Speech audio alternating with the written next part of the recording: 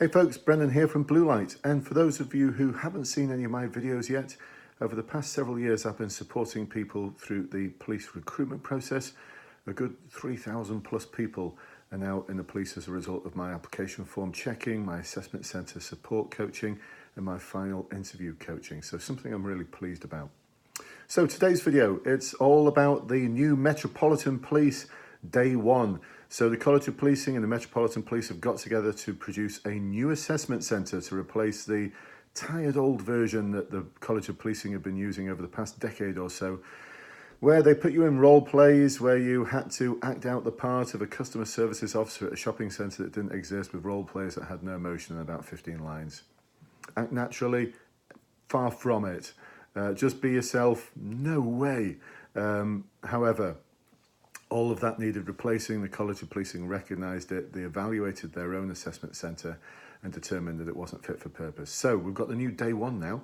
New Day 1, it's got virtual reality exercises. It's got new role plays where the role players will act out the part of someone who's disgruntled in the street, who's got a dispute with a neighbour, someone who's vulnerable, and they will act out exactly as members of the public would. And your position is as a police officer. So I've already produced some videos to help support you through that. This video today is all about the written exercise.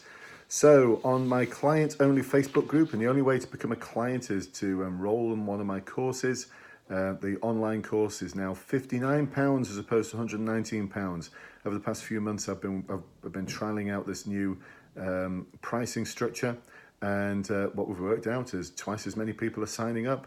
We've reduced the price by half, so it works out about the same for us, but the win is that twice as many people can now access the support that we offer. So the client-only Facebook group is something you get invited to join when you sign up for one of my courses. So I'm just about to publish an exercise, a written exercise on there. It's all about a letter of complaint from Mrs. Heather Rogers, who wants to complain about a stop search that was conducted in the Ashridge area in respect of her son.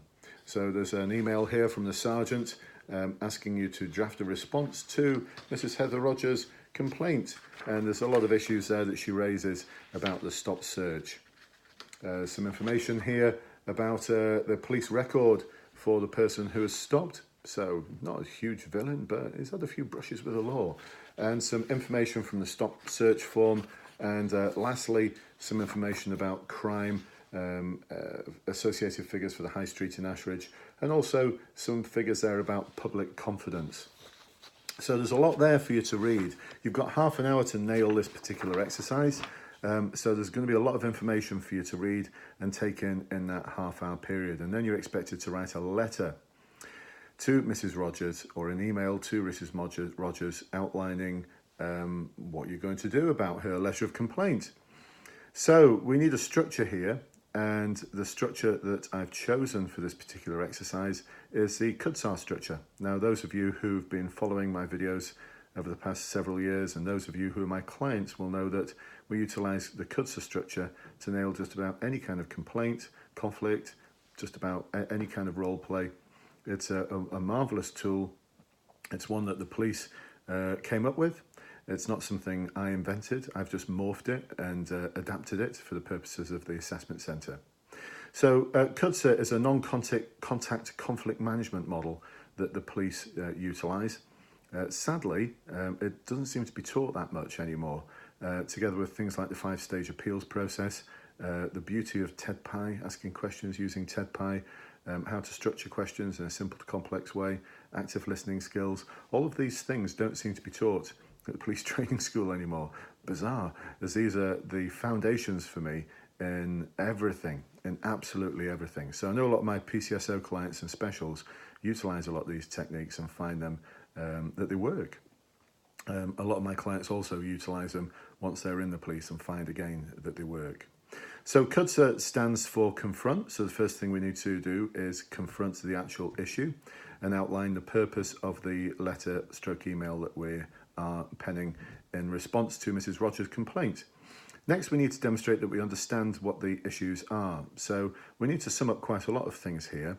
some of the data, some of the information about the stop search, and here we're going to utilize 5WH to enable us to do that. From here, we're going to define the policy issues that led to the stop search, and from that point on, we want to come up with some solutions.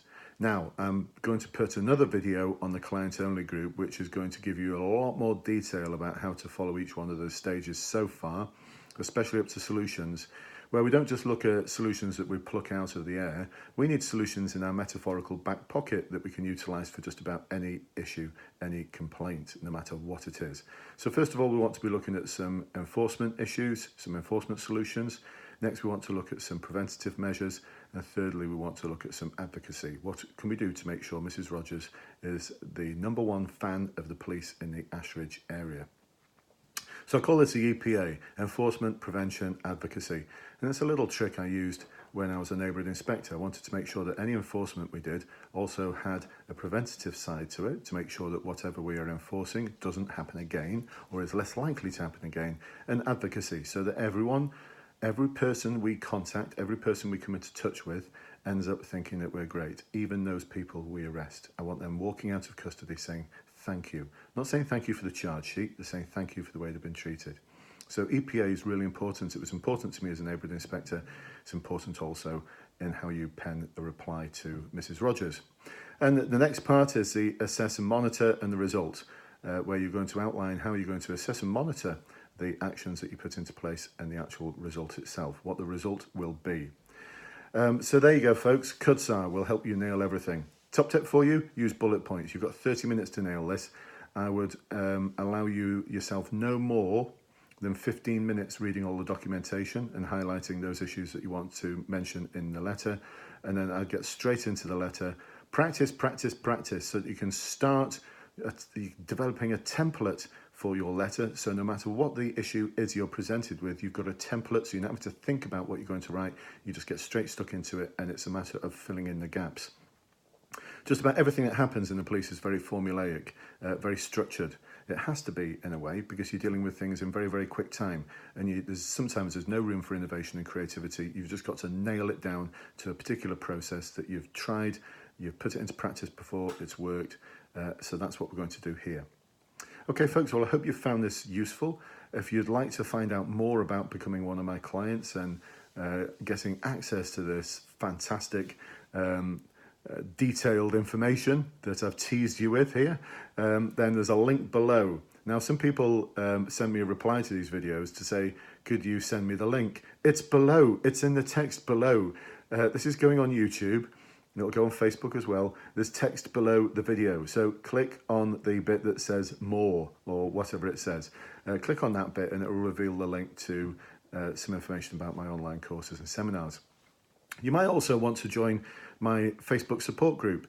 This isn't for clients, it's for anyone. A lot of my clients are in there, but it's for anyone. There's now, as of February 19, over 5,400 active members of that group. I know they're active because Facebook did a cull a couple of weeks ago for all of those people who weren't active, who hadn't logged on, who hadn't taken any part to play in the group, and it auto-deleted about 200 members. So that's quite good. Thank you very much, Facebook. But what that told me was that out of the 5,000 plus that were members at that time, there's a very, very small proportion of them who weren't actually active. So thank you, Facebook, for that. All right, folks, hope you like this video. If you'd like to see more, click on subscribe if you're watching this on YouTube. And by the magic of YouTube, every time I publish one of these videos, a little link will land in your email queue. How fab is that? And if you'd like to know a little bit more and you're watching this on Facebook, then Facebook away, like away. Facebook likes, and the more you like something, the more it will show you things that you like. I think that's how it works. They call it an algorithm, don't they? Anyway, whatever. I'll speak to you very soon. Thanks very much for your attention, and I wish you all the best in your future endeavours to secure that precious warrant card. Speak to you soon. Bye-bye.